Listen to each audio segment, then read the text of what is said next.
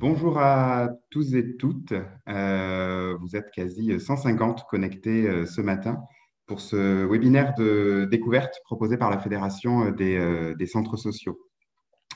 On a souhaité, dans le cadre des travaux de la Fédération nationale sur les questions de coéducation, proposer ce matin une petite vignette, une petite heure et demie, pour partir à la découverte d'une expérience un peu particulière, qui est l'expérience d'Alliance éducative en territoire, école, famille, quartier, ensemble pour la réussite de tous les enfants. Une expérimentation, on va le découvrir, qui se passe en Nord-Pas-de-Calais, qui aujourd'hui essaime sur l'ensemble des Hauts-de-France.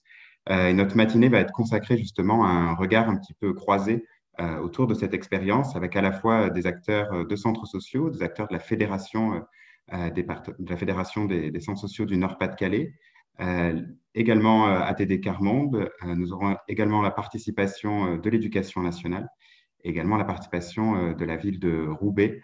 Je laisserai tout à l'heure la parole à Sylvie Lambert, déléguée de la Fédération du Nord-Pas-de-Calais, pour nous présenter l'ensemble des intervenants. Avant de se lancer dans cette présentation, peut-être redire pourquoi la Fédération des centres sociaux s'intéresse à ces questions de coéducation.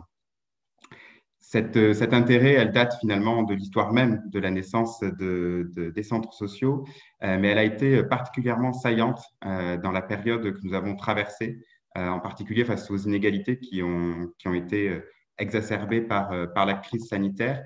Et il y a eu ainsi une volonté du Conseil d'administration national, dans le cadre de l'ensemble du chantier que l'on porte autour des questions de petite enfance, de parentalité et de coéducation, de mettre vraiment sur le devant de la scène la question de la coéducation. À cette occasion-là, on a eu notamment la parution d'un texte, vous voyez l'arrière-plan qui l'illustre, qui s'appelait Les centres sociaux bâtisseurs de coéducation, et qui réexpliquait et qui redonnait un petit peu toute sa place à cette question-là et la façon dont notre réseau se l'approprie. On avait notamment organisé, juste après le déconfinement, un webinaire avec le sociologue Pierre Perrier, qui est un sociologue spécialisé dans les relations école et famille, que vous pouvez retrouver, entre autres, sur la page web dédiée du site de la Fédération, sur les centres sociaux bâtisseurs de coéducation. Aujourd'hui, pour la Fédération nationale, c'est trois grands volets, trois grands objectifs qu'on se donne autour des enjeux de coéducation. C'est à la fois qualifier l'approche du réseau sur cette question-là, et le webinaire de ce matin en fait partie. C'est pouvoir comprendre ensemble et diffuser les expérimentations en cours, tout ce qui se travaille au sein de notre réseau. C'est aussi renforcer la reconnaissance des centres sociaux en tant qu'acteurs éducatifs, à la fois vis-à-vis des collectivités territoriales, vis-à-vis aussi de l'éducation nationale, pour pouvoir mieux inscrire dans vraiment cette logique de complémentarité l'action éducative des centres sociaux. Et puis, c'est aussi poursuivre l'expérimentation de l'approche de la coéducation dans les centres sociaux. Ce matin, ce webinaire de découverte va être une réelle vitrine sur cette expérience-là. On espère, on souhaite, on verra qu'elle fera sûrement des petits, ou en tout cas qu'elle donnera de l'envie à d'autres de se lancer là-dessus. Comment va se dérouler notre présentation ce matin? On va être vraiment sur un partage d'expérience, puisque la parole va être aux acteurs et aux actrices qui sont impliqués depuis le début dans cette expérience-là. On va avoir 40, un peu plus de 40 minutes de découverte, de partage de cette expérience.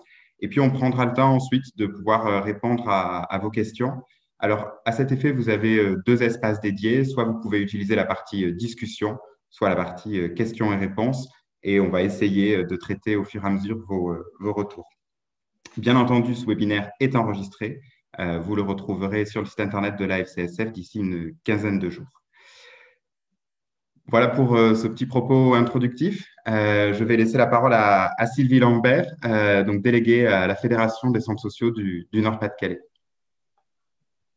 Bonjour à toutes et tous.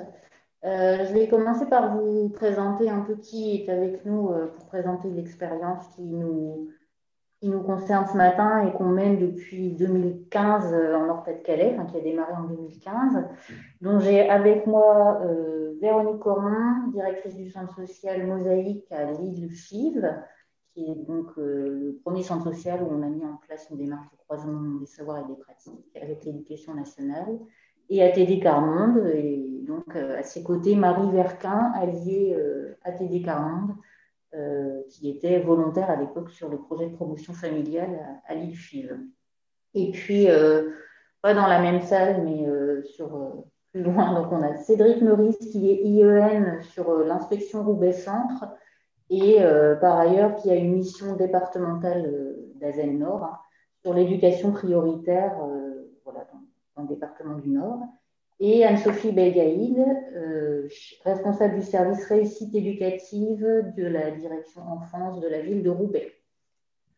Voilà pour les acteurs qui sont là aujourd'hui, pour nous présenter un peu, dans un premier temps, de où vient notre expérience, donc famille, école, quartier, ensemble pour la réussite de tous les enfants. Et on va démarrer tout de suite dans l'origine du projet, par où ça a commencé. Et puis on vous expliquera après comment on a développé sur d'autres circonscriptions. Et du coup, je passe la parole d'abord à Marie ou Véronique. C'est Marie. Voilà, bonjour à tous. Donc, au départ du projet, donc en 2015, ATD Quart-Monde était présent dans le quartier de Fives, qui est un quartier de Lille assez grand, dans le cadre d'un projet de promotion familiale, sociale et culturelle. Alors, dans ce projet, dans les années qui avaient précédé, en fait, il y a eu d'abord toute une action. La première action, ça a été d'aller vers les institutions, d'aller vers les professionnels, d'aller vers les habitants, et en particulier ceux qui ont une vie de grande précarité, alors avec les moyens habituels d'ATD Quart-Monde, que sont la bibliothèque de rue, le colportage de livres ou des actions d'accès aux droits. Alors, pendant toute cette période qui a duré plusieurs années, on entendait régulièrement un double constat qui venait des familles, c'était que ce qu'elles voulaient en priorité, les familles qui connaissent la grande précarité, c'est que leurs enfants ne connaissent pas la même galère qu'elles. Et elles avaient tout à fait conscience qu'une des façons d'y arriver, c'était que les enfants réussissent à l'école. Donc, c'était une grande préoccupation. Et on entendait du côté des professionnels cette phrase avec certains, on n'y arrive pas, on n'arrive pas à être en lien avec les familles, puis les gens, ils sont finalement ces familles-là sont peu impliquées dans la scolarité de leurs enfants, ce qui était contraire à ce que nous entendions par ailleurs. Alors, on avait du coup essayé de mettre en lien ces personnes, mais on avait beaucoup de mal à dégager des temps qui pouvaient convenir à la fois aux professionnels de l'école et aux familles. Et en fait, ce qui a permis d'imaginer quelque chose de nouveau, eh bien, ça a été donc la création des REP+, et de ces 18 demi-journées qui étaient mises à disposition des enseignants, pendant lesquelles ils étaient remplacés et qui pouvaient utiliser en partie pour aller à la rencontre des familles. Donc, à ce moment-là, donc on a eu l'idée d'essayer de monter un projet avec les partenaires qu'on avait rencontrés, dont le centre social, et puis avec l'éducation nationale qu'on avait rencontrée également depuis le début du projet. Et pour ça, on utilisait donc cette démarche qui avait été mise en place par ATD Quart-Monde plusieurs années auparavant, qu'on appelle le croisement des savoirs et des pratiques, qui permet une rencontre directe entre les parents, y compris ceux qui connaissent la grande pauvreté, et les professionnels. Voilà. Alors, il y a toute une pédagogie sur laquelle, éventuellement, s'il y a des questions, on pourra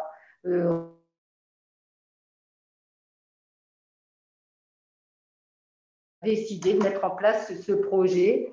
Voilà. Et dès le début, on s'est associé entre l'éducation nationale, le centre social Mosaïque de Fives, donc, et ATD Quart-Monde pour le mettre en place. Alors, on s'est mis ensemble dès le départ et on a écrit ensemble les objectifs. Et puis, on a cherché aussi ensemble quelles étaient les personnes que nous souhaitions mobiliser.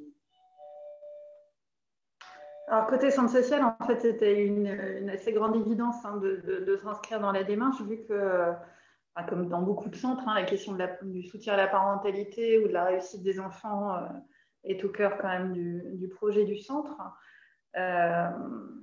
On travaillait avec ATD déjà sur un certain nombre d'actions auparavant. Et c'était l'opportunité aussi de pouvoir vraiment développer des choses avec l'éducation nationale. Et puis, ce qui était assez nouveau, on va dire, c'était, et qui rejoint bien finalement le développement du pouvoir d'agir qui peut être développé par ailleurs au niveau du centre. Les parents sont vraiment au cœur du projet. Et en fait, le principe, c'est vraiment de se dire que ce n'est pas les professionnels qui créent, mais c'est tout le monde crée ensemble. Et il y a vraiment un partage des choix, des responsabilités, de la construction, enfin de l'évaluation même entre tous les acteurs. Et donc ça avait un vrai intérêt pour nous. Forcément, ça avait aussi un intérêt pour les familles, enfin à notre sens pour les familles, parce que comme disait Marie, les familles bien souvent nous remontaient aussi les difficultés qu'elles pouvaient rencontrer dans leurs relations à l'école notamment, et on se rendait bien compte qu'il y avait parfois pour certaines personnes en tout cas un vrai décalage, ou en tout cas une peur d'aller vers les enseignants, et avec un vécu qui est aussi qui fait que les gens n'y vont pas spontanément. Donc en fait l'idée c'était vraiment de pouvoir se dire ok, on dégage du temps et on s'écoute, on partage et on construit des choses ensemble pour après créer des liens et aller encore plus loin.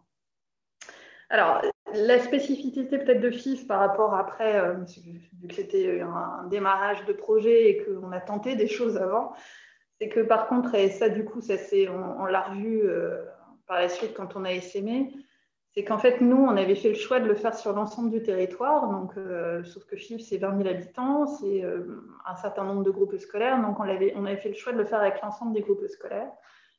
Et ça, pour le coup, par contre, sur la suite, sur l'SMH, ça fait partie des choses qu'on a un peu appris, on a réduit en se disant que c'était plus efficient quand même de travailler avec un nombre de groupes scolaires un peu plus réduit que nous, ce qu'on avait pu faire au démarrage.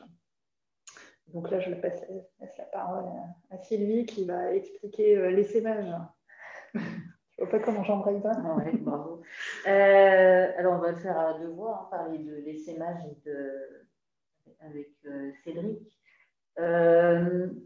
Peut-être, du coup, je te passe la main, Cédric, sur la logique d'observation de ce qui s'est fait à FIF pour après voir comment essaimer, et puis je reprendrai la main sur peut-être la dimension plus conventionnelle, financement, etc.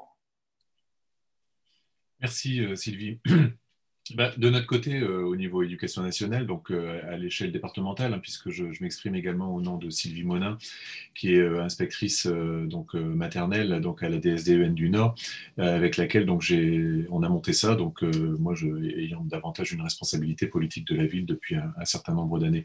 En fait, on s'était rendu compte que beaucoup de nos actions ne parvenaient que très peu à toucher les parents les plus éloignés de l'école. Et on est donc là entre 2012 et 2017 dans une situation où l'ensemble des évaluations montrent bien qu'on a toute une partie de nos élèves donc issus de la pauvreté qui représentent, je dirais, donc une part d'échec assez important, et c'est pour nous donc évidemment une préoccupation importante. Les actions en faveur de la parentalité sont très peu nombreuses dans le paysage de l'éducation prioritaire et de la politique de la ville. C'est-à-dire qu'on sait qu'on a, quand on examine les programmations politiques de la ville, des RE, eh bien, des listes assez impressionnantes donc, de dispositifs et de financement. Même chose dans l'éducation prioritaire pour ce qui concerne donc l'interne de l'éducation nationale, mais en règle générale, la parentalité est souvent évoquée, mais nous disposons de peu d'outils pour y arriver, quoi. Dans le même esprit, quand on a quelques outils qui sont efficaces, eh bien, les actions donc, sont assez peu souvent démultipliées. On a peu de systèmes de transfert qui permettent de profiter donc d'actions reconnues efficaces sur d'autres territoires, quoi. Bon, ce qui fait qu'on parle aussi beaucoup de coéducation au sein des PEDT, mais tout ce PEG, PEDT, enfin tout ce principe donc des partenariats éducatifs, mais en réalité la coéducation, même chose comme la parentalité, eh bien on a un peu de mal à mettre donc des réalités concrètes derrière tout cela. Or pourtant on est tous convaincus de l'importance de cette mobilisation. L'interinstitutionnel, qui est cher donc au partenariat depuis longtemps en politique de la ville, on sait que ça pourrait être là aussi, j'irais donc davantage mobilisé, non pas pour être signataire en bas d'un projet, mais bien pour partager collectivement sur un territoire éducatif des actions. Il s'agit beaucoup plus, je dirais, d'un interinstitution des opérateurs, d'une interinstitutionnalisation des opérateurs sur un territoire, plutôt que, comme on en a l'habitude quelquefois, donc, et même si ça a son importance, eh bien, les signataires en bas d'une convention ou d'un projet. Voilà, il y a quelque chose qui nous intéressait aussi donc avec ma collègue Sylvie Monin quand on est arrivé sur l'expérience de FIV qui nous a donc été présentée par Madame Verquin. Eh bien, c'est une approche qui était, on était souvent dans une approche un peu curative quelquefois sur les relations école-famille. Il nous semblait important de pouvoir aussi sortir de quelque chose d'un peu binaire et la place, puisqu'on en parlait depuis un certain nombre d'années, des acteurs de l'éducation, du périscolaire notamment, du quartier, eh bien, elle nous semblait extrêmement intéressante, hein, c'est-à-dire d'envisager donc la coéducation sur un format le plus large possible, avec l'ensemble des opérateurs auprès de l'enfant et sur l'ensemble des temps, et puis bien entendu, au premier rang de ces éducateurs, y trouver donc la famille, ce qui était quelquefois, et je dirais même assez régulièrement, oublié, quoi. Voilà, donc c'est la raison pour laquelle donc on s'est décidé avec donc ma collègue d'engager le département de Colendan et on a mis en place donc sur la base du système de FIV un essaimage autour d'une dizaine de secteurs donc du département du Nord. Étant donné que, vu les enjeux donc, dans notre département, il faut savoir qu'on est sur à peu près 1700 écoles, 14 000 enseignants, il nous fallait mobiliser, je dirais, des dispositions qui dépassent l'effet maître, qui dépassent l'effet école, qui dépassent l'effet directeur, pour envisager donc, un système permettant une formation des, entre guillemets, grand nombre, quoi. Voilà, et j'en termine sur la question des représentations, hein, les représentations, les préjugés, toutes ces choses-là, je dirais qui quelquefois donc sont assez tenaces donc dans les écoles, je dirais les représentations de certains enseignants. Eh bien, on s'était rendu compte avec plusieurs expériences en circonscription que les questions de communication, elles devaient vraiment être mises en valeur comme étant centrales dans le métier d'enseignant. C'est pas forcément, je dirais, c'était pas forcément le cas à l'époque. Donc, on s'est dit une formation à la communication. On avait quelques exemples qui étaient plutôt des réussites. Et là, le principe donc de mettre en place sur un territoire ces questions de communication et sur la base donc de la méthode du croisement des savoirs, eh bien, ça nous paraissait de toute façon une expérience à tenter de toute façon. Voilà pour l'éducation nationale et puis l'engagement dans les SEMA. Je ne sais pas, Sylvie, si ça répond à ton souhait. Oui. Très bien, ça va, vous nous entendez? Du coup, peut-être dire, concrètement, après l'expérience de FIV, on a fait un premier essai sur le territoire de Roubaix, sur la circonscription Roubaix-Centre. Avant d'être sur les 10 territoires, hein, dont Cédric vient de parler, on a d'abord tenté sur un, c'est-à-dire qu'on voulait d'abord vérifier que sur un territoire où il n'y a pas forcément d'équipe ATD Carman, d'équipe de volontaires, voilà, on peut faire du croisement des savoirs et des pratiques. Ce qui a du coup voilà, permis de tenter de mettre de réunir des acteurs et de les former d'abord à cette pratique. On y reviendra tout à l'heure dans nos propos sur comment ça fonctionne. Et de fait, avec l'alliance avec la ville de Roubaix, quand même, qui a été importante dans le fait que c'est possible aussi d'essaimer à certaines conditions. Donc, une première expérience sur une circonscription, et puis, donc ça, là, on est en juin 2016, et puis, de fait, décision de se dire, allez, on essaie sur d'autres circonscriptions volontaires, avec, du coup, 4 nouvelles circonscriptions qui entrent en jeu. Donc, ça voulait dire former sur chaque territoire une dizaine d'animateurs de groupes de pairs, ça voulait dire travailler localement pour réunir les acteurs éducation nationale, centre social, collectivité locale si on y arrivait, voire d'autres, et les accompagner pour le faire. Voilà, donc on a mis un peu en place tout ça. Peut-être dire quelques mots sur la fédération, elle arrive à quel moment dans cette histoire-là? D'abord, elle était présente lors de l'expérience du premier, hein, à FIV, d'abord pour voir comment ça se passe. Tenter, voilà, c'était une expérimentation nouvelle pour le réseau et en même temps, c'était l'occasion que quelqu'un de la fédération se forme en même temps. Et c'est ce qui a permis finalement après l'essaimage. Pourquoi la place l'intérêt de la Fédé dans cet essaimage, c'était une expérience intéressante du point de vue évidemment du soutien au développement du pouvoir d'agir des habitants. C'est totalement connecté au projet fédéral. C'est aussi vu, notamment quand on arrive avec cette proposition sur un territoire, comme un réel levier dans le partenariat concret avec l'éducation nationale, et ça intéresse les fonds sociaux, évidemment. Et j'ai envie de dire, troisième chose, d'un point de vue montée en compétence du réseau, se former au croisement des savoirs et des pratiques, pour nous, ça a vraiment du sens que des acteurs des centres sociaux s'approprient, adoptent une posture différente, soient attentifs à certains éléments, de par la pratique du croisement des savoirs et des pratiques. Et en ça, c'était extrêmement intéressant. Du coup, d'y aller. Alors, une fois qu'on a décidé d'y aller, il a fallu quand même se dire, il faut quand même que ça tienne le coup aussi financièrement. Pour nous, ça a été évidemment un investissement de temps non négligeable pour l'équipe fédérale, mais aussi pour les centres sociaux acteurs, hein, sur les territoires. Et de fait, il y a d'abord eu évidemment le soutien de l'Éducation nationale, on va dire dans le soutien à la fédération pour accompagner les acteurs, mais également les acteurs villes par la politique de la ville. Donc, la ville de Roubaix, par exemple, nous a soutenus sur le premier essaimage et les suivants d'ailleurs. L'État, par le biais de la politique de la ville, on a effectivement fait un travail, nous, après, de rencontres avec les partenaires qui pouvaient nous soutenir. Très vite, la métropole européenne lilloise nous a montré de l'intérêt pour le projet, sans que ce soit du tout dans ses compétences premières, mais pour autant, elle a souhaité soutenir le projet et on en était ravis. Et puis, c'est vrai que petit à petit, l'année d'après, on a à nouveau essaimé sur 5 nouvelles circonscriptions, donc 4 dans le Nord et 1 dans le Pas-de-Calais. Donc, on a aussi élargi, puisque nous, on est sur le territoire Nord-Pas-de-Calais, donc sur le département d'à côté du Pas-de-Calais. Et on est de fait aussi allé chercher auprès de la CAF, les 2 CAF qui nous ont soutenus, la CAF du Nord directement par un dossier REAP départemental du coup, et puis la CAF du Pas-de-Calais qui nous soutient déjà dans le cadre du réseau parentalité. Donc du coup, il y avait du temps de travail de la personne qui anime ce réseau dédié à l'action. Ça ne bouclait pas forcément tout le budget. On a également eu le soutien de l'AG2R, la fondation AG2R La Mondiale, qu'on est allé chercher pour du coup donner un peu de souffle et de temps de travail pour faire ce travail d'essaimage qui finalement a concerné 3 membres de l'équipe fédérale, c'est pas rien. Donc ça, c'est pour les premières années d'essaimage.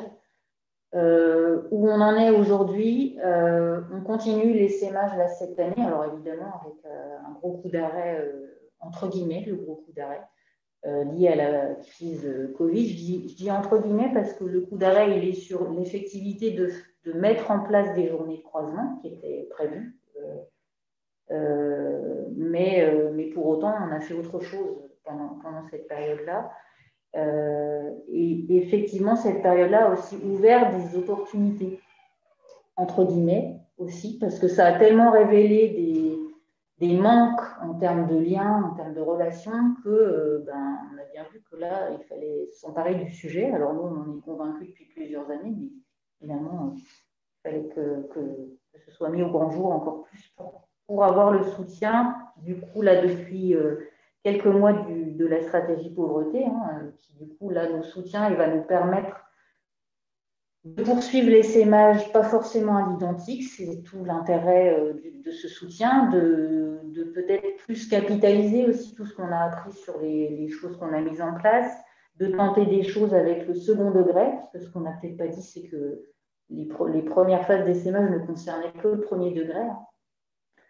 et que là, on va aller vers le deuxième degré, et puis peut-être essayer de faire autrement. Également, voilà, là, on a une façon de faire qui fonctionne dans le premier degré, mais peut-être qu'on pourrait innover.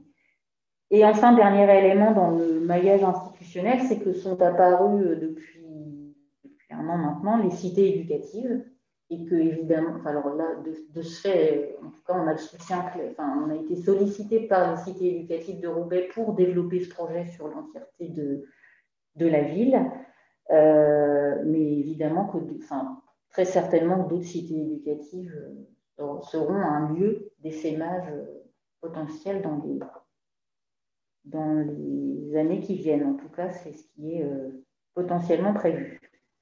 Voilà un peu pour... Enfin, vous voyez, c'est plein d'acteurs, c'est plein de maillages. Et en même temps, peut-être aussi dire qu'il y a au moins une convention dans la durée depuis le début. C'est une convention tripartite, ATD Quart Monde, Éducation nationale, Fédération des centres sociaux, autour de ce projet. Certes, j'ai envie de dire, ce n'est pas la dimension financière la plus importante, c'est surtout pourquoi on est ensemble sur ce projet-là. Chaque année, on se le redit, on se le réécrit, et donc convention signée au niveau du rectorat pour le Nord-Pas-de-Calais. Voilà un peu pour on va dire, les aspects techniques, mais peut-être que là, on va vous montrer d'abord une vidéo sur concrètement comment ça se passe.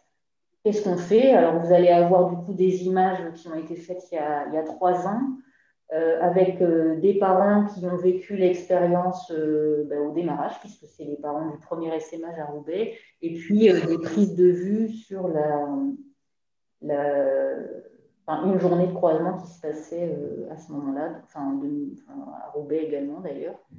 Donc voilà. Et puis après, Marie et moi, on reprendra peut-être plus concrètement, on zoomera un peu sur concrètement ce que c'est un croisement des savoirs et des pratiques dans ce cadre-là. Merci Sylvie. Eh bien, comme tu l'as annoncé, on part pour une petite vidéo d'un peu plus de 5 minutes avec une découverte en images.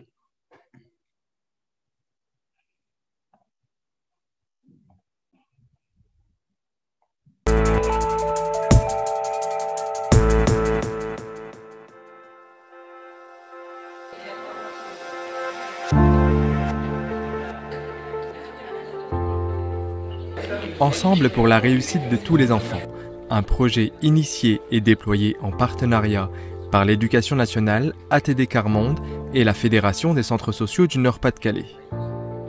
Ce projet vise à échanger les regards, les représentations, les savoirs des acteurs de quartier, des enseignants et des parents en matière d'éducation et de réussite à l'école. Il prend appui sur la démarche de croisement des savoirs et des pratiques d'ATD Quart Monde.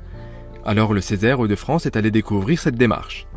Alors en fait, le croisement des savoirs et des pratiques, c'est une démarche qui permet de mettre sur un même niveau la parole de toutes les parties prenantes qui sont mises ensemble là. La contribution des acteurs de quartier, c'est de mettre vraiment en lien les habitants du quartier avec l'école, de permettre un travail en partenariat avec l'école et que la parole des habitants, des parents d'élèves soit entendue, prise en compte et qu'elle ait le même poids que celle des enseignants. En fait, les enseignants dans le projet ont pour but d'apporter des idées afin d'essayer de faire revenir, avec l'aide des acteurs de quartier et des parents, certains parents auprès de l'école afin de pouvoir remédier à certaines difficultés pour les élèves. Je suis rentré dans ce groupe, je suis rentré dans ce projet pour pouvoir essayer d'apporter un plus et d'apprendre plus pour pouvoir aider mon fils. Ce projet implique les centres sociaux, l'éducation nationale, des parents éloignés de l'école et d'autres impliqués dans les établissements de leurs enfants, des acteurs de quartier, des groupes de professeurs. Je pense que le temps du bilan viendra fin 2018-2019, ou en tout cas en cours 2018-2019, afin de permettre de voir si le climat scolaire a évolué, si les relations avec les uns et les autres se sont améliorées. Qu'est-ce que ça m'a rapporté? C'est d'abord écouter les autres et se faire écouter. Ça, c'est primordial. Et là, j'ai constaté que franchement, on a une valeur, quoi. On est écouté. C'était pas pareil, en fait. La parole, elle a plus de valeur maintenant. elle a plus de poids. Nous, on a eu de la chance, grâce à ce projet-là, on s'est tous rapprochés, on a créé une association et l'an dernier, on a monté un projet pour les enfants. Je pense que effectivement, on est mieux connu de la part des enseignants. Quand je dis mieux connu, c'est-à-dire le rôle qu'on fait, qu'on met en place tous les jours. C'était pas si évident que ça au final. Peu de parents venaient accompagner les classes en sortie. Et pour moi, je me suis fait une idée en disant le parent ne voulait pas venir à l'école. Mais je ne suis pas allée plus loin dans la réflexion. Et là, ça a permis d'aller plus loin et de comprendre. Aujourd'hui, le processus est terminé. Il faut mettre en œuvre les projets montés lors des ateliers. Une charte de la réussite, une auberge espagnole, une semaine thématique, des classes ouvertes. Telles sont les actions pensées par les groupes et à mettre en œuvre dans les prochains mois. Le fait qu'ils communiquent ensemble, c'est pointé comme étant un élément aidant à la réussite de tous les enfants. Et du coup, c'est pour ça que toutes les actions proposées ne sont pas centrées effectivement sur des choses purement scolaires, mais sur des choses aussi qui contribuent à faciliter cette rencontre et cette communication entre les adultes, parents, enseignants, acteurs de quartier. Nous, c'est très important dans notre pédagogie, dans le sens où on se rend vite compte en tant qu'enseignant que parfois il est difficile de donner de l'écho à nos enseignements parce que justement il n'y a pas forcément ce suivi à la maison ou qu'il y ait des règles différentes dans d'autres structures. On devrait pouvoir normalement savoir connaître son quartier, connaître les alentours, les gens qui y vivent, les personnels de, comme on dit, centres sociaux et tout ça, tout ce qui est, et les écoles. On voit déjà que le regard des enseignants a changé sur les parents et également de la part des parents, ils se rendent compte aussi que les enseignants ont une vision globale de l'élève et qui ne pensent pas que à la réussite scolaire de l'élève. L'objectif final, c'est que les enfants au sein des écoles sentent que les gens travaillent ensemble pour eux et de ce fait puissent arriver à l'école dans un esprit, dans un état de bien-être, un état d'apaisement, puisqu'il n'y a pas de tension, il y a une communication fluide.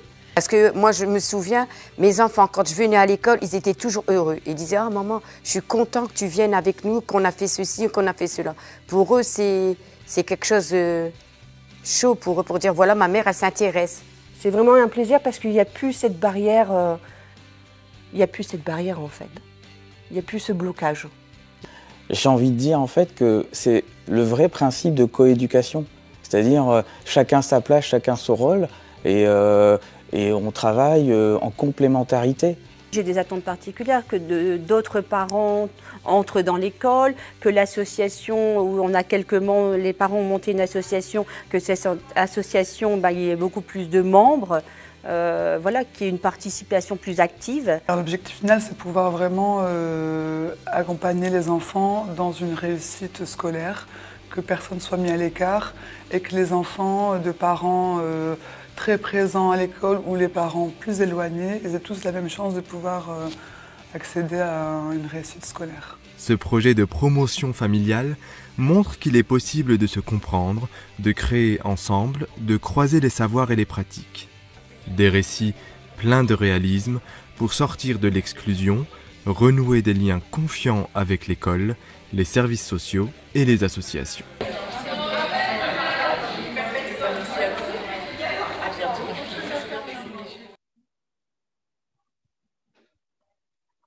Eh bien, retour tous ensemble après cette petite séquence vidéo. Alors, c'est une vidéo, bien évidemment, je vais vous mettre le lien juste après et vous pourrez aussi la retrouver dans le replay du séminaire. Bien. Alors après ce petit tour par la vidéo qui du coup illustre, ça c'est plus sympa quand on voit comment ça se passe en vrai, je passe la parole à Marie sur peut-être quelques fondamentaux du croisement des savoirs et des pratiques. Oui, donc la démarche du croisement des savoirs et des pratiques a été créée, réfléchie et construite pour pouvoir permettre cette rencontre directe entre des gens qui viennent d'univers complètement différents. Et en fait, ça ne va pas de soi. Et il faut déjà savoir d'avance que ça ne va pas de soi. Et ça oblige à reconnaître que finalement, il y a différentes façons d'avoir du savoir. Voilà, il y a le savoir des livres, c'est celui qui est reconnu, le savoir académique, mais il y a aussi un savoir qui vient de l'expérience et un savoir qui vient de la vie, et un savoir aussi qui vient de l'action. Et on a besoin de ces trois savoirs pour vraiment affronter toutes les questions de société qui permettent d'avancer tous ensemble, voilà, avec la participation de tous. Donc ça, c'est la première chose qui est nécessaire quand on rentre dans la démarche du croisement des savoirs et des pratiques, c'est d'accepter de reconnaître l'utilité de ces trois savoirs, et en particulier donc celui qu'on oublie souvent, qui est reconnaître le savoir de vie et le savoir d'expérience. Après, ce qui est aussi important pour rentrer dans cette démarche, c'est que c'est une démarche de recherche. On est tous ensemble à essayer de se mettre en route ensemble pour comprendre ce que les autres ont comme propre savoir. Et puis, à partir de ça, quels sont les problèmes que tous ensemble, on va mettre en évidence et que tous ensemble, on va essayer de résoudre. Voilà. ATD Carmonde s'est engagé là-dedans parce que depuis le début, on est persuadé qu'il y a vraiment une expertise qui appartient aux gens qui vivent la grande pauvreté. Il n'y a qu'eux qui savent ce que ça veut dire que d'être du monde de la grande pauvreté et d'être à l'école ou bien au centre social et d'avoir du mal à y être bien et à y avoir vraiment sa place. Donc voilà, donc il y a une charte qui définit un cadre pour cette formation au croisement des savoirs et des pratiques. Alors, comment ça se passe concrètement? Donc, c'est une succession de travaux qui se font d'abord en groupe de pairs, c'est-à-dire groupe de personnes qui ont la même expérience, soit professionnelle, soit la même expérience de vie. Voilà, groupe de pairs. Alors, pour être concret, dans la AFIV, donc la première fois, on a constitué 5 groupes de pairs, 2 groupes d'enseignants, qui étaient donc équivalents, c'est simplement le nombre qui fait qu'ils étaient en 2 groupes, un groupe d'acteurs de quartier, donc représentant tous les autres acteurs éducatifs du quartier, alors là, avec un groupe assez hétérogène, avec des expériences, des métiers, des fonctions, des missions différentes, et puis 2 groupes de parents, mais cette fois, on réunissait les parents pour les constituer, et puis on leur proposait de choisir s'ils iraient dans le groupe des parents qui avaient un bon souvenir de l'école, ou s'ils iraient dans le groupe des parents qui avaient un moins bon souvenir de l'école, carrément parfois un mauvais souvenir de l'école, et qui donc avaient une expérience différente de leur passage à l'école. Et on a besoin du savoir de ces 2 groupes de parents. Voilà. Et si on les met tous ensemble, ceux qui sont le plus éloignés de l'école, souvent leur savoir disparaît parce que les autres parlent mieux, parlent plus facilement, etc. Voilà, donc succession de groupes de pairs, et puis après des moments où on croise les savoirs, on prend le temps de bien écouter ce que les autres ont à dire sur une question qui est la même pour tout le monde, et puis de découvrir à la fois ce qu'on a en commun, ce qui nous différencie, les étonnements qu'on a, et alors là, c'est l'occasion de découvertes de choses qu'on n'imaginait pas.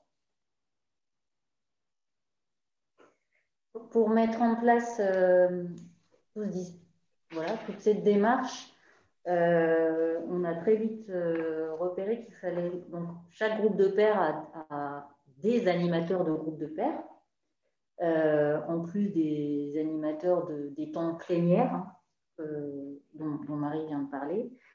Et de ce fait, on a mis pour chaque territoire, ça voulait dire qu'il fallait former les animateurs de ces 5 groupes de pairs dont Marie vient de parler.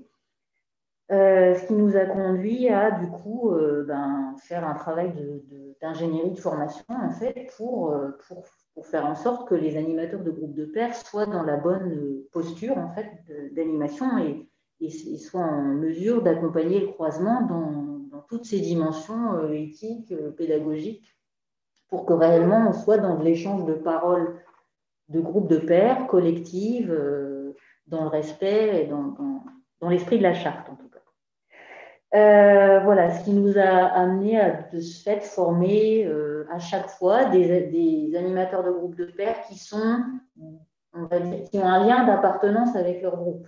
C'est-à-dire que les groupes d'enseignants sont animés par du personnel de l'éducation nationale, soit d'autres enseignants, soit du personnel de l'inspection du territoire. Le groupe acteurs de quartier est animé par soit des personnes du centre social, soit des personnes de la collectivité locale. À Roubaix, Anne-Sophie a animé les groupes de pairs. Sur d'autres collectivités, la ville de Dunkerque, par exemple, c'était une personne de la ville. Enfin, voilà, ou un partenaire associatif du territoire qui peut aussi co-animer le groupe acteurs de quartier. Et puis, le groupe de parents, il faut absolument trouver des animateurs qui ont un lien de confiance avec les parents. Donc, bien souvent, du personnel du centre social, évidemment, est animateur de groupe de pairs. Et puis, selon les territoires, d'autres acteurs peuvent co-animer ces groupes de parents. Ce qui fait que aussi, c'est important parce que dans les formations des animateurs de groupes de pairs, il se passe aussi des choses en termes de coopération entre les acteurs, en termes de connaissance et de reconnaissance. Donc, c'est une formation intermétier qui a aussi son importance dans le dispositif. Et on voit bien que dans la suite aussi de ce qui se passe concrètement, puisque là, on est dans des croisements qui visent de la co-construction d'actions. Ce n'est pas le cas de tous les croisements des savoirs et des pratiques. En tout cas, là, on est dans ce cadre-là. Plus l'équipe, on va dire, d'animateurs de groupes de pairs fonctionne bien, et on voit bien que plus après, dans la suite, la co-construction d'actions, on va dire, est fluide. Quelques petits éléments sur le choix des animateurs de groupes de pairs, ces choses-là, dans les règles on va dire, pour que le croisement se passe le mieux possible, ça veut dire que les animateurs de groupes de pairs n'ont pas de lien de hiérarchie avec un membre du groupe qui l'anime. C'est pour permettre une réelle liberté de parole au sein du groupe de pairs. Deuxième élément lié à cette question de dépendance, logiquement, dans un croisement des savoirs, il n'y a pas de lien de dépendance entre les groupes de pairs. C'est-à-dire que si on était dans le purisme du croisement des savoirs et des pratiques, il ne pourrait pas y avoir d'enseignants et de parents qui ont les mêmes avec les enfants en commun du même groupe. Évidemment que là, on détourne un peu cette règle-là, ceci étant en posant beaucoup de garanties, c'est-à-dire que par exemple, on ne fait jamais de croisement avec une seule école, parce que là, le lien de dépendance est trop fort, puisque de fait, on peut vite repérer dans les exemples donnés ou des choses qui parlent, ce à quoi il faut être extrêmement vigilant quand on fait du croisement. De ce fait, voilà, c'est minimum 2 écoles, voire 3, et puis on mélange et les enseignants dans les groupes d'enseignants entre écoles et les parents dans les groupes de parents. Voilà pour l'aspect un peu organisationnel. Alors, ça veut dire qu'on alterne les journées de croisement qui se passaient en tout cas dans la façon dont on a essaimé jusqu'à présent pendant des journées REP+ dédiées.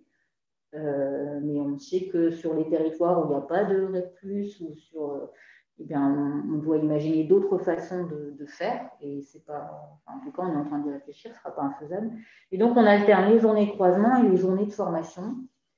Depuis notre dernière expérience d'essaimage nous a amené à faire une formation initiale de croisement des animateurs de groupes de pairs et des pilotes de 2 jours au lieu de 1. Pour réellement insister sur la question de la mobilisation des parents, puisque évidemment que la première difficulté pour la mise en place de cette démarche, c'est de réussir à faire venir des parents éloignés de l'école, à venir quand même une journée dans une même salle avec des enseignants, par exemple.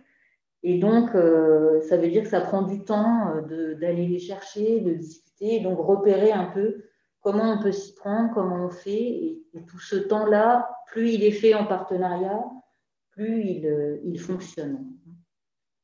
Voilà un peu pour on va dire, bon, après, si vous avez des questions plus concrètes, n'hésitez pas.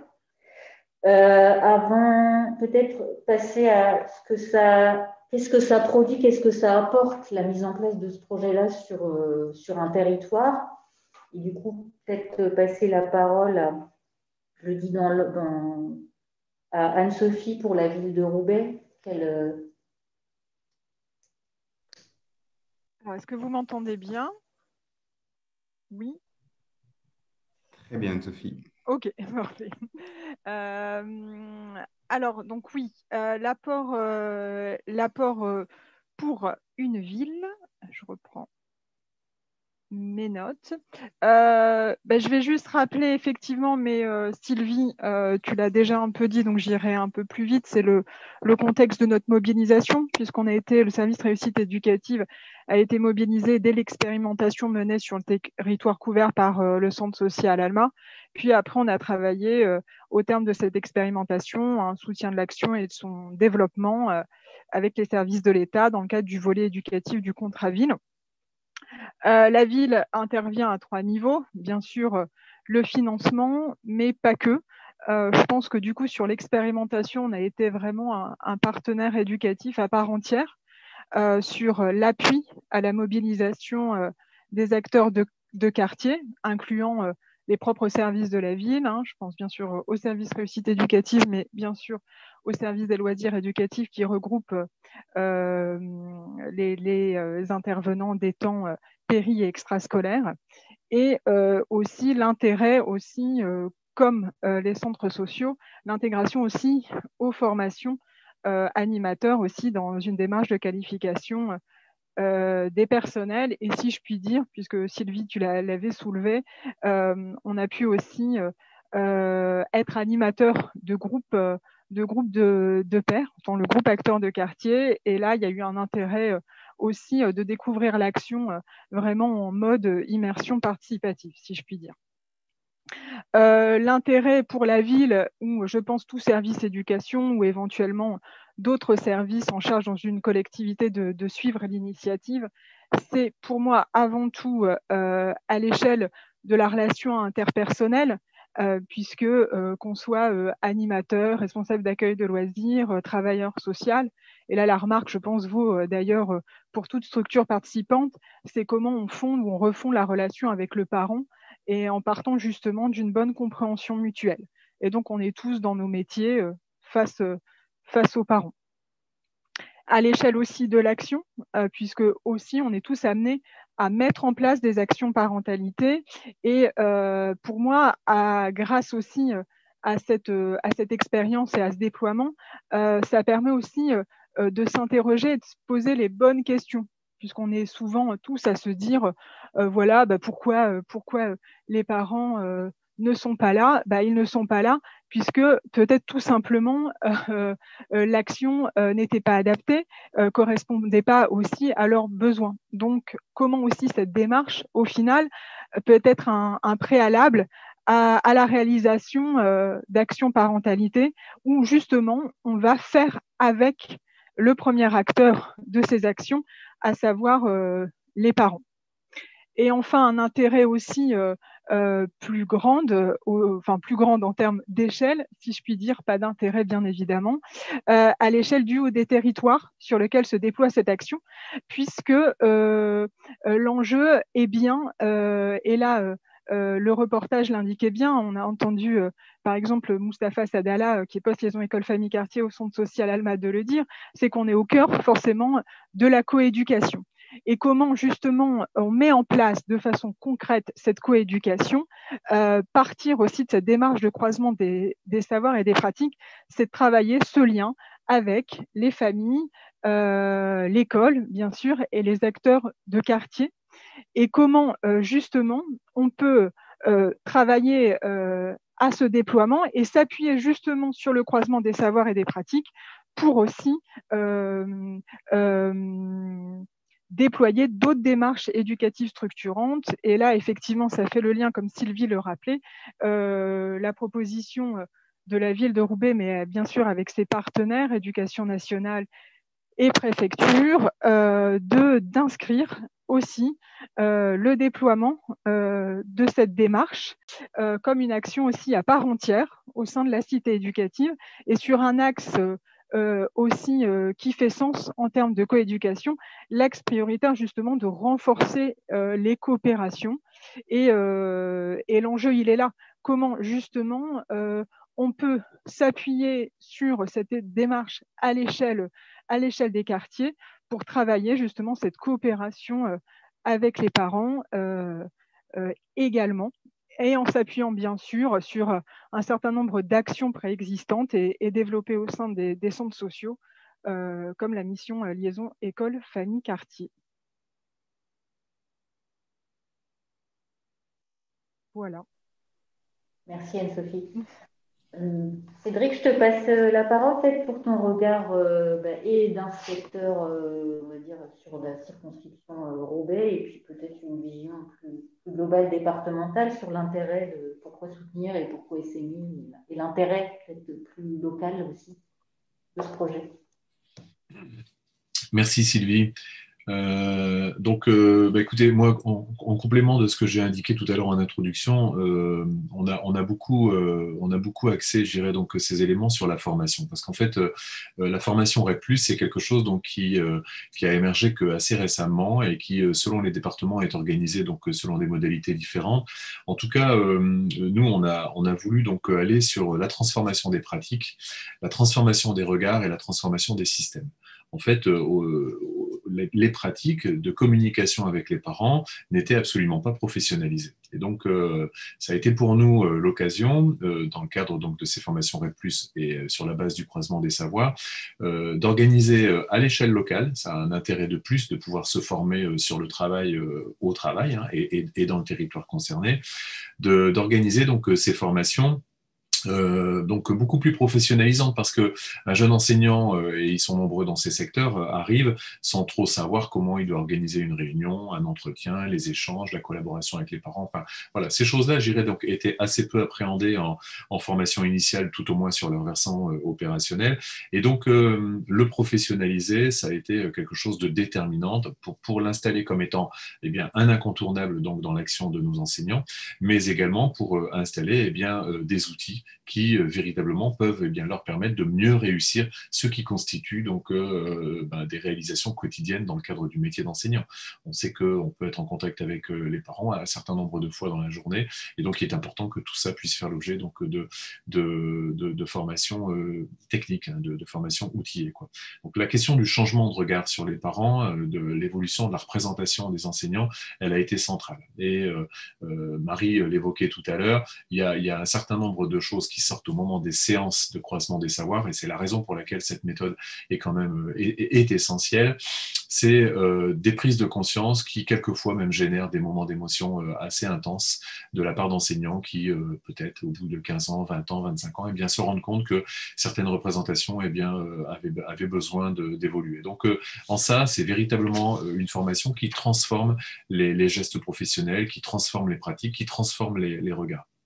Ce que je peux rajouter aussi, c'est que vous l'avez perçu dans le film et puis dans les témoignages, donc notamment d'Anne-Sophie Belgaïd, il y a véritablement une transformation des systèmes. C'est qu'aujourd'hui, après avoir parlé pendant un certain nombre d'années en politique de la ville des territoires éducatifs, eh bien, je pense qu'aujourd'hui, on le sait et on l'a prouvé au moment notamment du confinement, eh bien que des organisations se sont mises en place donc à l'échelle des quartiers, qui sont des organisations solidaires, qui sont des organisations éducatives, qu'on va aujourd'hui établir dans des conventionnements localisés.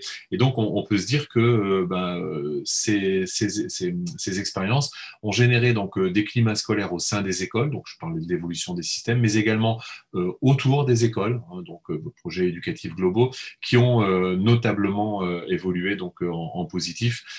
Tout ça, j'irais donc automatiquement, et on a entendu cette maman qui le disait tout à l'heure, occasionnant sans aucun doute eh bien, une bien meilleure efficacité de nos apprentissages, puisque nos enseignements et donc des apprentissages des élèves, puisque in fine, on est bien, je dirais, nous, éducation nationale, prioritairement axé là-dessus. Donc, quels sont les savoirs qui sont véritablement possédés par les élèves, quelles sont les compréhensions qui sont les leurs en sortant de nos systèmes. Et là-dessus, on voit bien que cette relation de coéducation, cette relation de proximité avec les familles, eh bien, automatiquement donc, qualifier le regard de ce qui se fait à l'école et nécessairement donc, des enseignements et des apprentissages qui s'y réalisent. Bien. Et une dernière prise de parole, Véro, pour le point de vue du centre social. Alors moi, je trouve qu'il y a plusieurs apports. D'abord, je trouve que un des premiers, je dirais que c'est par rapport au changement que ça peut apporter chez les parents, notamment en termes de prise de confiance, de sentiment de légitimité. On a vu vraiment des gens se transformer en termes de confiance en eux, de prise de parole vis-à-vis des autres, parce que c'est pas évident de se dire bah, tiens, je me retrouve devant 30 personnes et je donne la parole au groupe, d'autant plus quand on est face à des enseignants, les enfants, et qu'on a on n'a pas un bon souvenir de l'école. Donc ça, je trouve que c'est d'une richesse incroyable, et puis je trouve que c'est complètement dans notre mission, en tout cas dans nos principes d'éducation populaire, je trouve que ça répond complètement. Pour le centre social, je trouve que c'est une autre manière aussi de travailler la parentalité. Souvent, quand on en discute avec les collègues, effectivement, c'est chronophage, ça demande de l'investissement, mais pour autant, je trouve que c'est une autre... Enfin, il ne faut pas le voir comme un plus, il faut le voir comme un autre moyen, en tout cas, de faire les choses et d'aborder la question de la parentalité. Clairement, il y a une meilleure connaissance des uns et des autres, que ce soit partenariat et avec les parents, souvent, alors que ce soit à la FIV ou même dans les autres territoires où on a pu essaimer, souvent on se rend compte que dans les premières journées ou quand on parle de réussite des enfants, que ce soit les parents ou les enseignants ne parlent jamais des acteurs éducatifs, parce qu'en fait, ce n'est pas quelque chose qui leur semble naturel. Enfin, pour eux, ce n'est pas forcément des acteurs qui sont partie prenante dans la réussite des enfants. Et donc, je trouve que là, pour le coup, ça donne vraiment une meilleure connaissance et là encore aussi une certaine légitimité pour les acteurs de quartier. Alors là, ce n'est pas que les centres sociaux, vu qu'il y a les autres acteurs éducatifs. Mais voilà, je trouve que ça apporte de la visibilité, en tout cas, à tout ça. Et enfin, d'un point de vue purement personnel et technique, moi, je trouve que ça... moi, je sais que je n'anime plus les groupes de la même manière, je ne construis plus mes temps d'animation de la même manière. Je trouve que c'est une autre... ça permet un autre regard, une autre distance, et ça nous oblige à faire attention à des choses auxquelles on ne pensait pas avant. Et en fait, ça donne une petite lumière dans sa tête qui fait qu'on se dit toujours tiens, est-ce qu'on est dans le bien faire, on va dire. Si je prends un exemple tout bête, je dis toujours, même si on fait attention, même si on est plein de bonnes intentions, même si on a l'habitude, on a toujours l'impression qu'on fait bien les choses. Et pour autant, en fait, quand on parlait de communication tout à l'heure, en fait, je trouve que ces temps-là, en fait, ça nous montre que finalement, on a beau essayer de toujours bien communiquer, de faire attention aux mots qu'on utilise et tout, en fait, ça nécessite de toujours bien faire attention à comment les gens, en fait, comprennent les choses.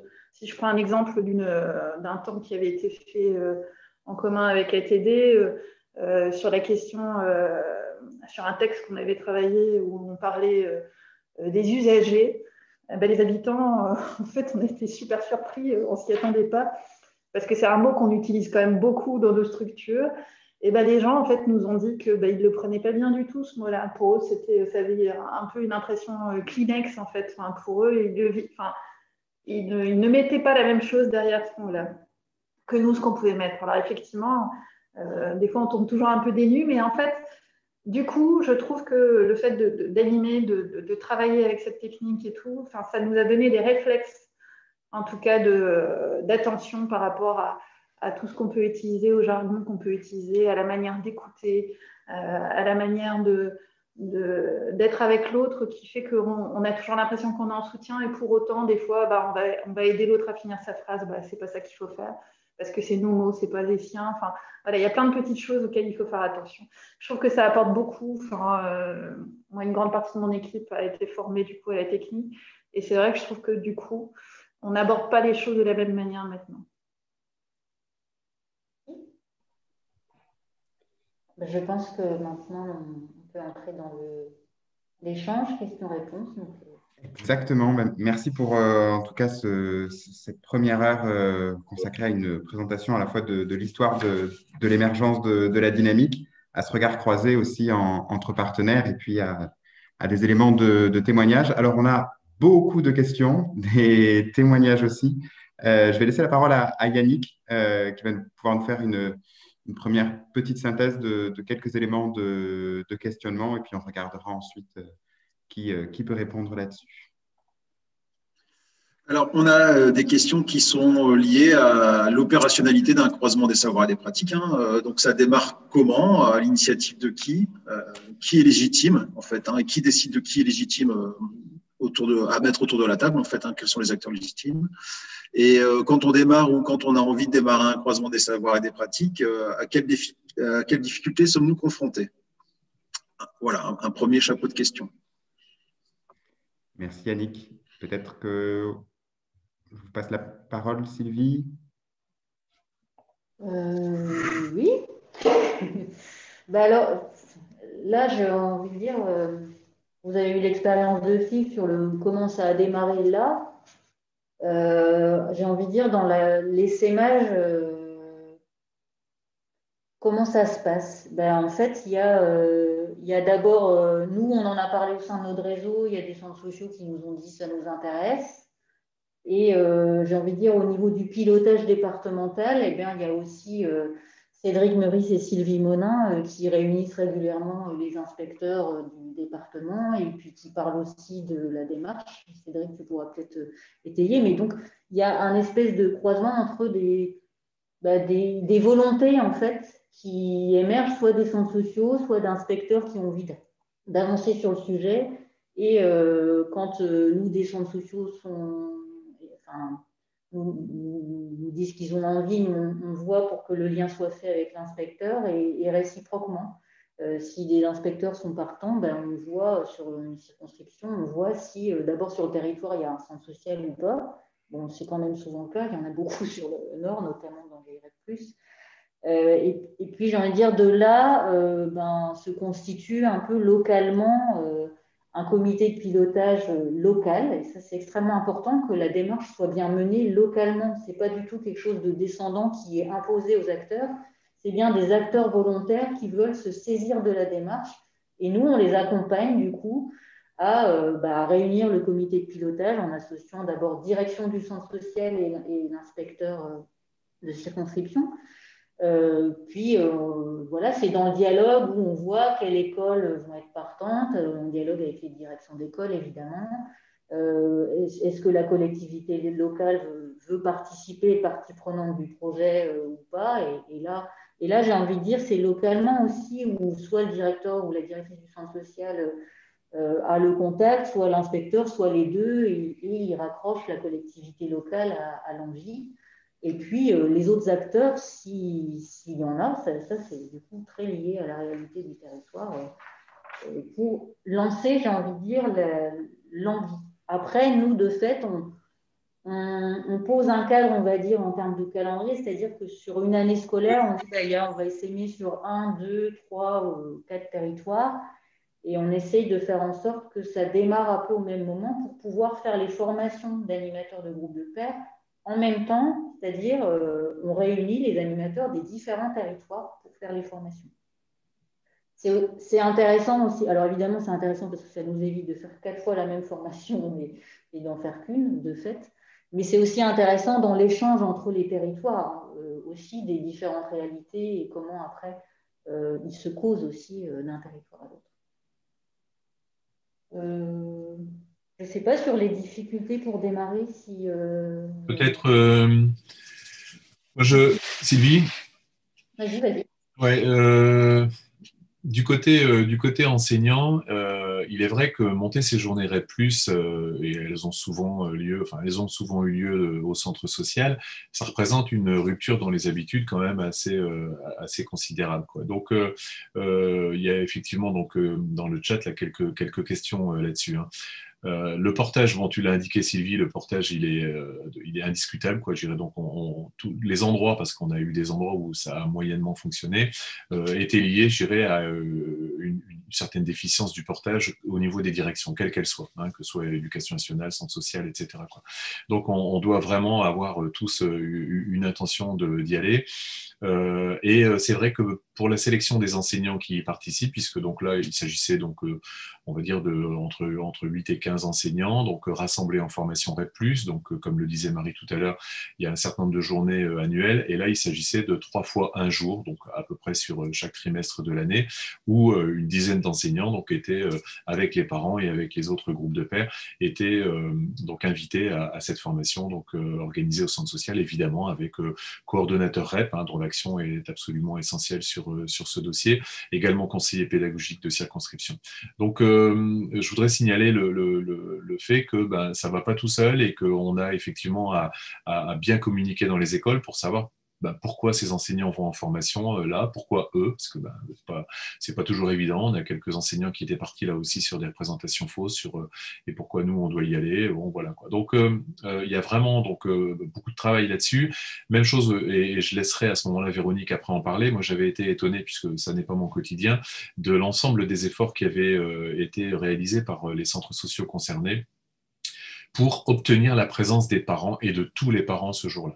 Puisque se retrouver dans une journée avec des enseignants au centre social, avec des acteurs de quartier et avec d'autres parents, eh bien pour un certain nombre de parents qui sont pas forcément très à l'aise, eh bien on est vite prêt à abandonner, on est vite prêt à prétexter quelque chose. Et c'est pour ça que le centre social avait mis en place beaucoup d'actions préparatoires pour que le jour même, eh bien, on puisse avoir l'intégralité des parents donc, de ces deux groupes, puisque c'est aussi sur ça que ça part. Hein, ça se base, hein, non seulement leur présence, mais également leur capacité à s'exprimer et à dire les choses qui sont après donc génératrices bien, de ces évolutions de regard, de ces évolutions de représentation qui sont essentielles à la formation de tous, quoi. Ouais, pour compléter ce que dit Cédric, ou plutôt rebondir, forcément, côté éducation nationale, la première démarche, c'est l'inspection, parce que même si vous avez envie de vous lancer dans l'aventure avec une école, il faut que l'inspection soit dans le coup, sinon ça ne peut pas le faire, parce que c'est quand même beaucoup plus institutionnalisé que chez nous. Donc, autant sur un centre social, ça va assez vite de se décider, tiens, on y va pas. Autant sur les établissements scolaires, c'est un peu plus compliqué quand même. Après, effectivement, sur le côté centre social, il faut se poser la question, en tout cas, de la levée des freins par rapport à la venue des parents. Donc, c'est forcément réfléchir au mode de garde s'il y a des plus petits, c'est réfléchir sur les horaires de façon, sur la récupération éventuelle des frères et sœurs ou des enfants à 16h30 à la sortie de l'école si les parents ne sont pas libérés de la journée. Au repas, il y a plein de choses auxquelles il faut réfléchir de façon à ce que tous ces petits trucs en fait qui nous paraissent anodins en fait ne soient pas des freins à la venue des parents. Après, il y a forcément tout un travail de mobilisation. Au-delà des journées, en fait, il y a des temps aussi qui sont faits préparatoires avec les parents. Quand il y a quelqu'un qui est absent, c'est pas grave. Marie systématiquement rencontrait la personne, reprenait la journée avec pour pas que les gens se retrouvent de côté. Voilà, il y a plein de choses à faire aussi là-dessus. Je trouve qu'après, en termes de légitimité, il me semble que tout le monde peut l'être. Un des éléments essentiels, et ça Sylvie le disait, c'est que je pense que par contre, pour le coup, si je peux parler côté centre social, je pense qu'il faut que, en tout cas, le portage politique et la direction soient convaincus de ce projet-là, parce qu'effectivement, ça demande quand même de l'investissement. Et si le CA et la direction, en tout cas, ne sont pas convaincus de ce type de projet, techniquement, après, c'est quand même beaucoup plus compliqué après de le faire vivre, de fait, quoi.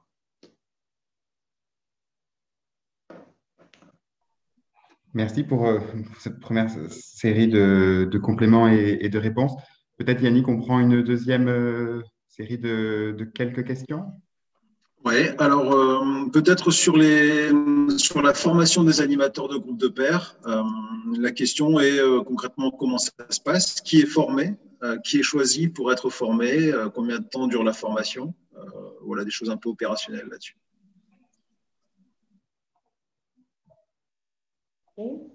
Qui ressort. Alors, en fait, ce qu'on disait tout à l'heure sur le qui est formé, ben, oui, c'est-à-dire que sur chaque territoire, dans le comité de pilotage local là, qui réunit à minima l'inspecteur, le directeur, la direction du centre social et service ville quand même souvent, on cherche qui vont être les animateurs des groupes de pairs. Et du coup, pour les groupes d'enseignants, ça doit être du personnel et éducation nationale. Donc, ça veut dire trouver des personnes qui peuvent se dégager pendant les journées de croisement, mais qui peuvent aussi se dégager pour les temps de formation. Donc, voilà, très souvent, si on est sur les territoires en REP+, on a à minima le coordo REP, et quand même souvent dans la boucle. Et puis, parfois, il y a des gens de l'équipe d'inspection, il peut y avoir une psychologue scolaire, il peut y avoir un maître formateur qui n'a pas une classe dédiée. Donc, voilà un peu pour le côté éducation nationale. Et puis après, sur qui anime les groupes acteurs de quartier, les groupes parents, c'est de la même façon, en fait. Le centre social voit qui dans son équipe il peut dédier à cette fonction-là, et puis qui dans les partenaires aussi locaux peut être mobilisé. Donc, j'ai envie de dire, c'est un peu au cas par territoire. Et une fois que ce groupe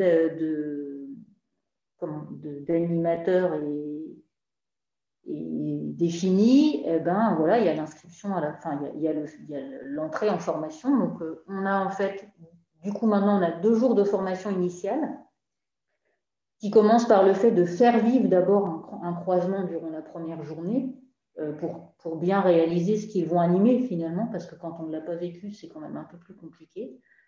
Et puis des temps d'appropriation évidemment sur les fondamentaux du croisement, la charte, sur un gros temps de réflexion sur la mobilisation des parents, notamment les plus éloignés de l'école, voilà, et puis des mises en situation d'animation de groupe de pairs que l'on fait vivre durant la formation. Donc 2 jours de formation initiale. Ensuite, il y a le temps du coup qui se passe en territoire de mobilisation, etc. On anime la première journée. Alors, on a des déroulés pédagogiques existants pour la formule, on va dire, qui existe aujourd'hui, mais pour les formules qui vont évoluer, ils seront à renouveler, à réécrire. Et puis ensuite, on alterne. Donc, quand on a une journée de croisement qui est vécue, avant la deuxième, il y a à nouveau une journée de formation qui permet de débriefer sur le vécu de la première journée, ce qui a été difficile en tant qu'animateur, ce qui a été chouette, ce qui a été bien vécu, enfin, toutes ces choses-là. Et puis de préparer du coup la deuxième journée, et également entre la deuxième et la troisième journée, il y a un temps de formation.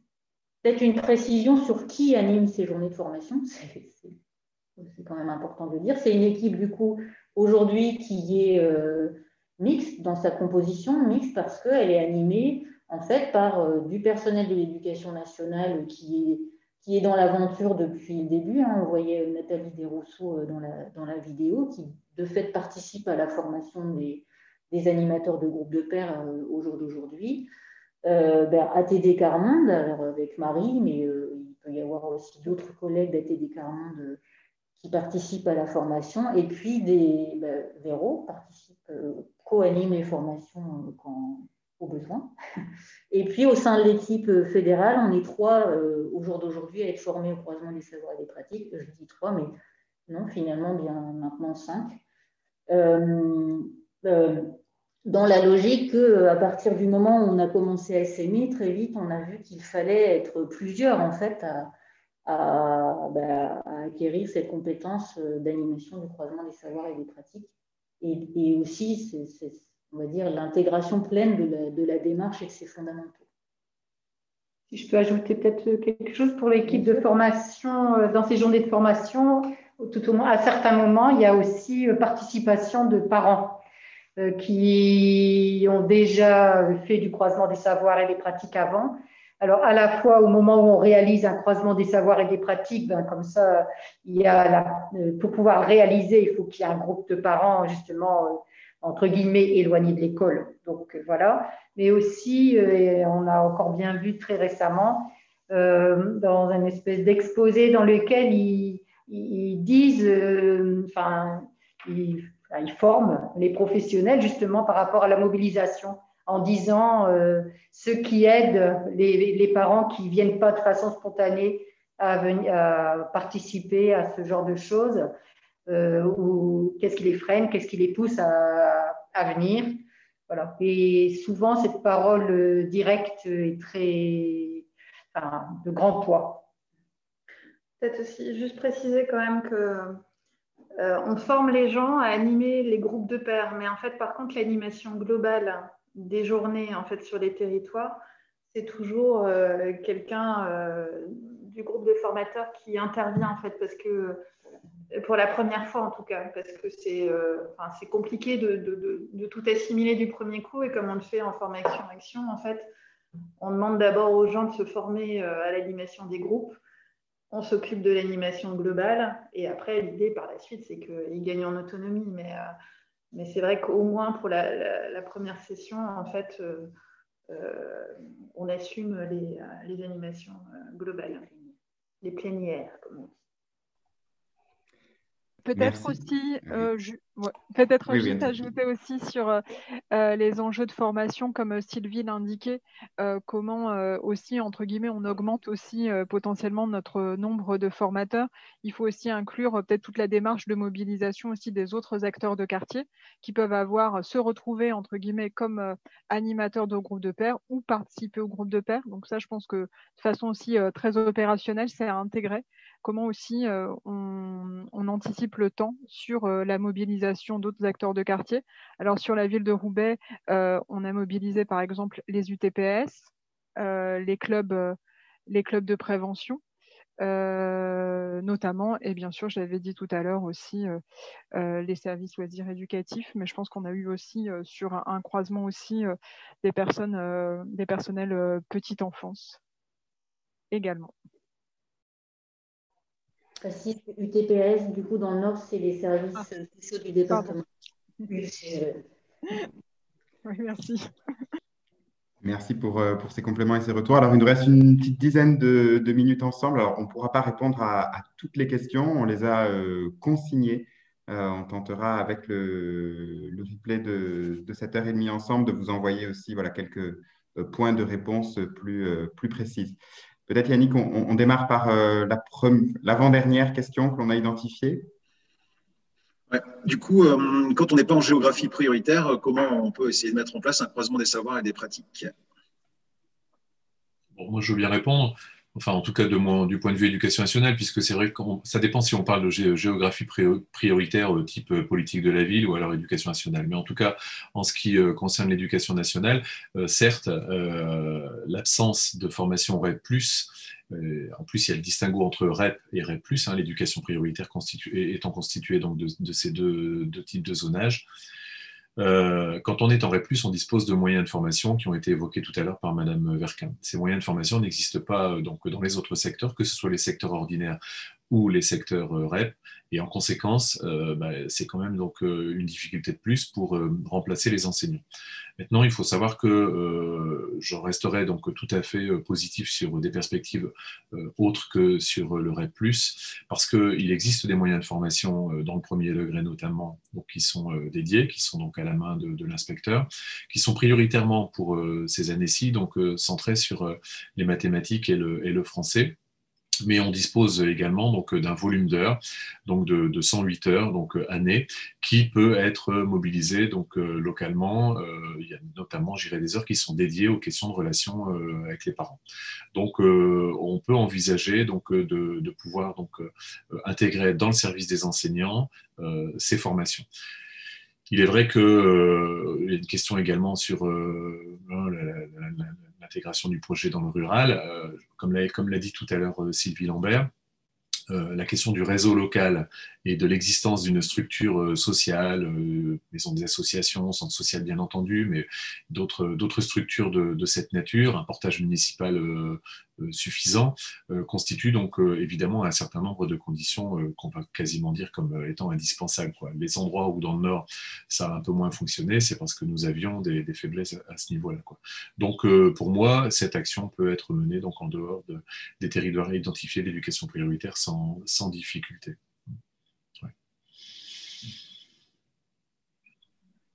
Ok, peut-être pour terminer sur les questions, et comme le disait Hugo, on essaiera de répondre aux questions qui auraient été laissées sur le côté.